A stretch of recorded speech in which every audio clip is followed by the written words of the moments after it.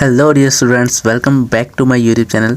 आज की इस वीडियो में हम फर्स्ट ईयर बायोलॉजी के chapter number 8 diversity among plants के क्वेश्चंस को डिस्कस करने वाले हैं। इसके शॉर्ट क्वेश्चंस को आज इस वीडियो में हम डिस्कस करेंगे। तो चलिए वीडियो को स्टार्ट करते हैं।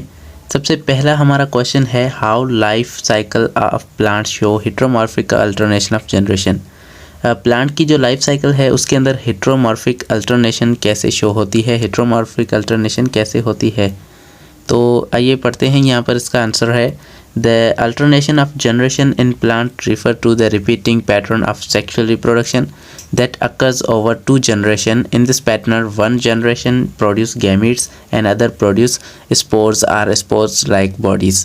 तो इसके अंदर दो जनरेशन होती हैं और दो सेक्सुअल जनरेशन जो है उसमें से एक हमारे पास गैमेट्स प्रोड्यूस करते हैं और दूसरी जनरेशन स्पोर्स प्रोड्यूस करती है, जिसे हम गैमेटोफाइट और स्पोरोफाइट कहते हैं।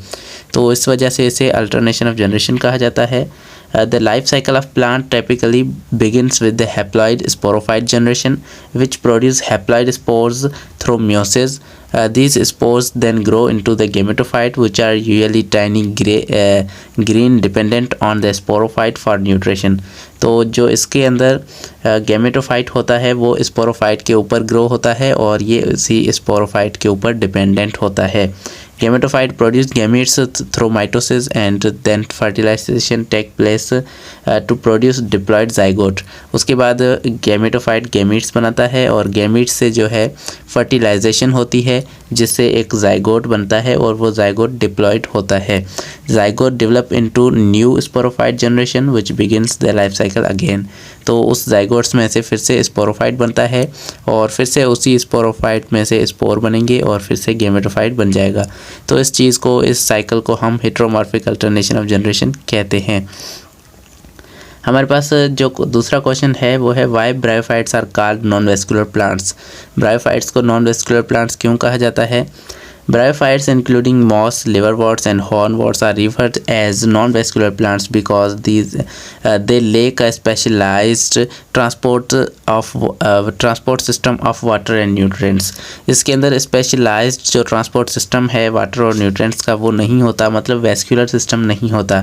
Unlike vascular plants which xylem and phloem tissue to move इनके पास जो वेस्कुलर प्लांट्स हैं उनके पास जाइलम और फ्लोएम टिश्यूज़ होते हैं और ये वाटर और न्यूट्रिएंट्स को मूव करने के लिए हेल्प करते हैं, जबकि ब्रायोफाइट्स के अंदर ये टिश्यूज़ नहीं पाए जाते, इसीलिए इन्हें नॉन वेस्कुलर प्लांट्स कहा जाता है। इसीलिए ब्रायोफाइट्स के अंदर डिफ्यूजन और ऑस्मोसिस के थ्रू मटेरियल की ट्रांसपोर्ट हो रही होती है। नंबर थर्ड क्वेश्चन है, how plant cope with when invaded to the land from sea. तो प्लांट्स जो है वो सी से, समंदर से लैंड की तरफ आने में जो है वो उनके पास कौन कौन सी अडाप्टेशन की गई। तो the transition of plants from aquatic to terrestrial environment was significant event on the history of the earth and plants have evolved a variety of adaptation to cope with the challenges of the life on land.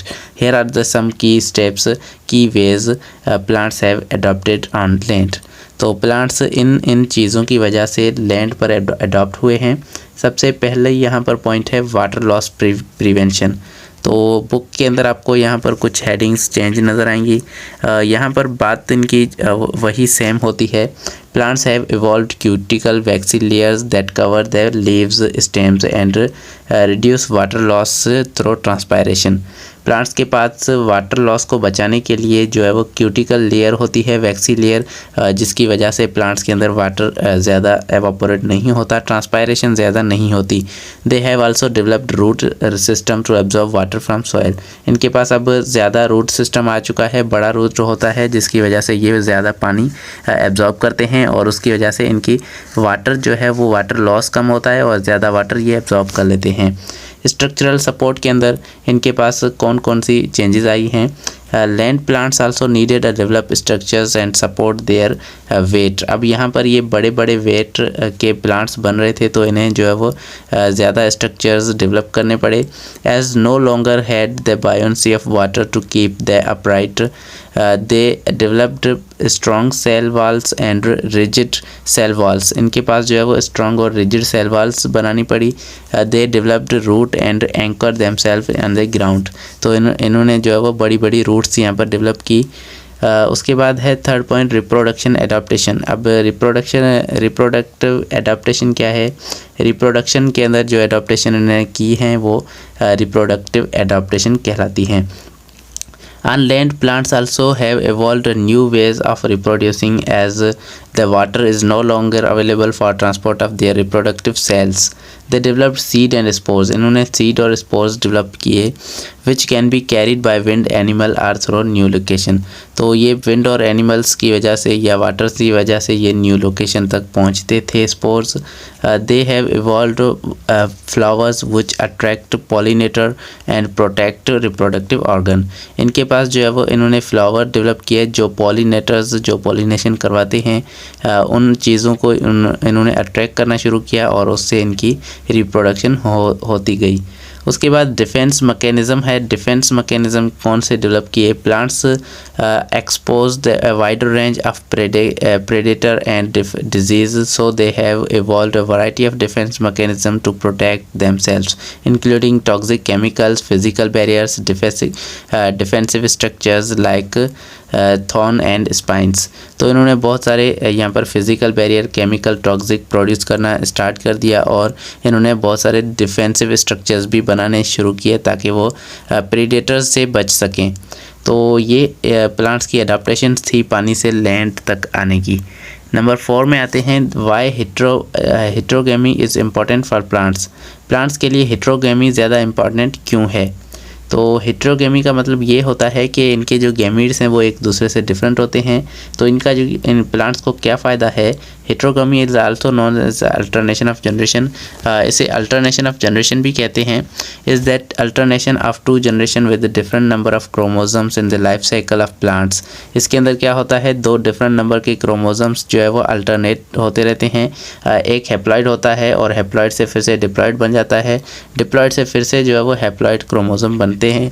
तो इसीलिए alternation of generation कहा जाता है। It is important aspects of plant reproduction and critical for their success and survival. तो ये बहुत important होता है प्लांट्स के लिए। इसके अंदर सबसे पहला जो रीज़न है हेट्रोगेमी इम्पॉर्टेंट क्यों है, इसका पहला रीज़न है genetic diversity. Heterogamy allows for formation of new combination of genes through sexual reproduction which can result in offspring of new and improved traits. This genetic diversity can be beneficial for plants and changing environment and increase their adaptability and survival. तो plants के अंदर plants के jeans के अंदर diversity आती है, changing आती है, जिसकी वजह से प्लांट्स को फ़ायदा होता है। एक ये फ़ायदा है हेट्रोगेमी का। दूसरा हमारे पास है मेंटेनेंस ऑफ क्रोमोसोम नंबर। तो क्रोमोसोम के नंबर को मेंटेन करने के लिए भी हेट्रोगेमी इंपॉर्टेंट होता है। Heterogamy help maintain correct chromosome number in plants which is essential for normal growth and development. If the chromosome number is not maintained it can lead to problems such as reduced fertility, altered growth patterns and increase susceptibility to disease। तो plants के अंदर अगर plants का chromosome number maintain नहीं होता तो ये plants के अंदर डिफरेंट तरह की डिजीज़ वगैरह पैदा कर सकता है और प्लांट्स के लिए ये अच्छा नहीं होता, प्लांट्स की ज़िंदगी के लिए ये ख़तरा होता है। उसके बाद आगे आते हैं the effective use of resources. The alternation of generation allows plants to allocate their resources more effectively. During the gametophyte generation, plants can devote the energy to reproduction, and while during the sporophyte generation, they focus on growth. तो अब यहाँ पर resources की ये plants important use कर रहे हैं। जैसे कि जब ये gametophyte की जनरेशन के अंदर होते हैं तो ये reproduction पे ज़्यादा ध्यान देते हैं, एनर्जी reproduction में लगाते हैं, और जब ये sporophyte वाली जनरेशन के अंदर होते हैं तब ये ग्रोथ पर फोकस करते हैं। तो इस तरह ये एनर्जी को डिफरेंट जगह पर लगाकर उसको फ़ायदा हासिल कर रहे हैं। उसके बाद नंबर 5 पे आते हैं why flower is called reproductive part of plant. Flower को प्लांट्स का रिप्रोडक्टिव पार्ट क्यों कहा जाता है? Flower is called reproductive part of plant because it contains the reproductive organs or structures that are essential for plant reproduction। तो इसके अंदर ऐसे ऐसे स्ट्रक्चर्स मौजूद हैं जो प्लांट की रिप्रोडक्शन के लिए इम्पॉर्टेंट हैं, इसीलिए प्लांट्स के जो फ्लावर हैं उनको रिप्रोडक्टिव स्ट्रक्चर कहा जाता है या रिप्रोडक्टिव पार्ट कहा जाता है। The flower is where the process of sexual reproduction take place and it is here the plant produce their seeds। तो प्लांट्स के जो है यहाँ से ही सीड्स प्रोड्यूस होते हैं और वहाँ पर ही जो है वो सेक्सुअल रिप्रोडक्शन होती है फ्लावर्स के थ्रू। अब यहाँ पर लिखा हुआ है कि the key reproductive structures in flower are stamen and pistil. The stamen is the male reproductive structures and consist of anther which produce pollen and the filament which supports the anther. तो इसके अंदर हमारे पास कुछ की structures होते हैं flower के अंदर, जैसे कि स्टेमेन है और पिस्टल है। ये दो स्ट्रक्चर्स होते हैं, एक होता है मेल और एक होता है फीमेल। तो सबसे पहले स्टेमेन जो है ये क्या है, ये मेल रिप्रोडक्टिव स्ट्रक्चर है और इसके अंदर एंथर लगा होता है और एक उसके नीचे फिलामेंट होती है। ये फिलामेंट जो है वो ये एंथर को सपोर्ट करती है और ये एंथर जो है ये पोलन ग्रेन या स्पोर्स प्रोड्यूस करता है। दूसरा पिस्टल है, ये फीमेल रिप्रोडक्टिव पार्ट होता है एंड कंसिस्ट ऑफ स्टिग्मा, और इसके अंदर जो है एक स्टिग्मा स्ट्रक्चर होता है। स्टिग्मा का क्या करता है, ये जो है वो एग पैदा करता है। इसके साथ साथ ये जो है इसके अंदर स्टाइल होता है which connect the stigma to the ovary. इसके अंदर एक स्टाइल होता है जो स्टिग्मा को ओवरी से कनेक्ट करता है और उसके साथ साथ ओवरी होता है। ओवरी क्या है, विच कंटेन द ओव्यूल्स। इसके अंदर ओव्यूल्स होते हैं और ओव्यूल्स क्या है, ये रिप्रोडक्टिव सेल्स हैं प्लांट के। तो ये सारी चीज़ें एक फ्लावर के अंदर आ रही हैं, इसीलिए फ्लावर को रिप्रोडक्टिव पार्ट कहा जाता है। उसके बाद क्वेश्चन नंबर 6 है, why fertilization in angiosperm is called double fertilization. तो एंजियोस्पर्म प्लांट के अंदर जो फर्टिलाइजेशन होती है उसे डबल फर्टिलाइजेशन क्यों कहा जाता है।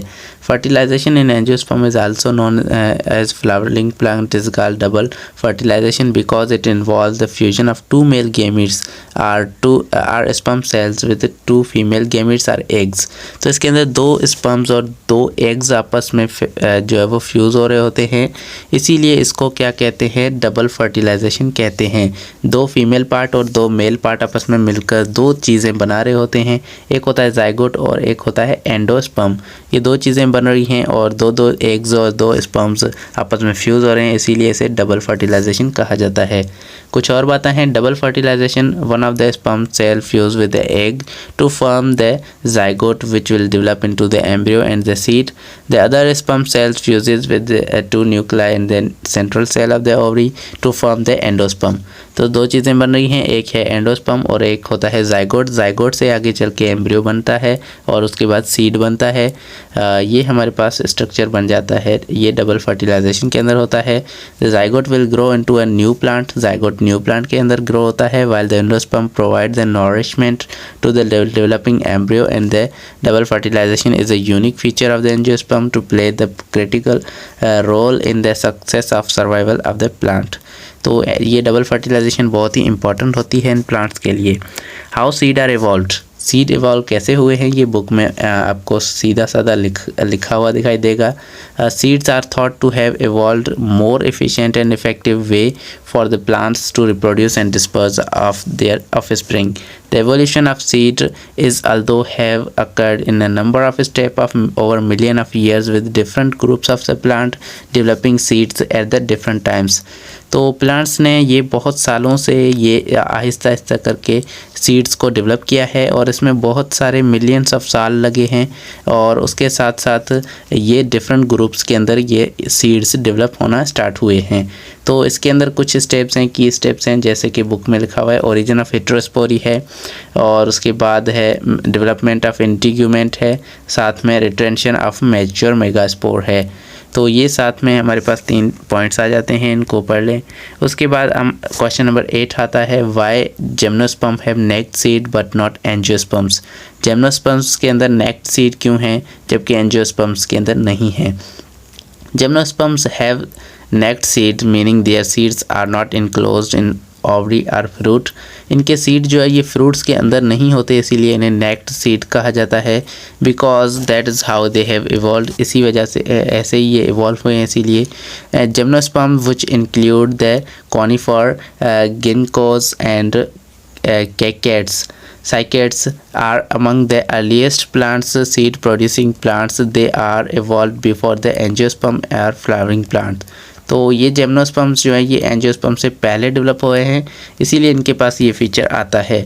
In gymnosperm the seeds are produce in cones and are protected by a layer of scale and the seeds are typically large and contain the large supply of nutrients and to support the growth of the new plants. The seeds are typically dispersed by the wind or animal, and the naked nature of seed flow allows to efficient dispersal. The angiosperms, on the other hand, have evolved in a different mechanism for the seed dispersal. In angiosperm, the seed are enclosed in an ovary or fruit, which protects the seed to provide them an additional nutrients. The fruit is often attractive to animals which eat the fruit and disperse seed to the dropping, allowing the plants to spread into new locations. तो ये हो गया हमारे पास question number 8। उम्मीद है ये आज के क्वेश्चन आपको समझ में आ चुके होंगे। टोटल 8 शॉर्ट क्वेश्चंस थे और आज के हमने शॉर्ट क्वेश्चंस को डिस्कस कर लिया। नेक्स्ट वीडियो में हम लॉन्ग क्वेश्चंस को डिस्कस करेंगे। तब तक के लिए thank you so much for watching. और अगर आपको ये चाहिए क्वेश्चंस तो यहाँ से आप स्क्रीनशॉट निकाल सकते हैं। एक बार फिर से इनको देख लें।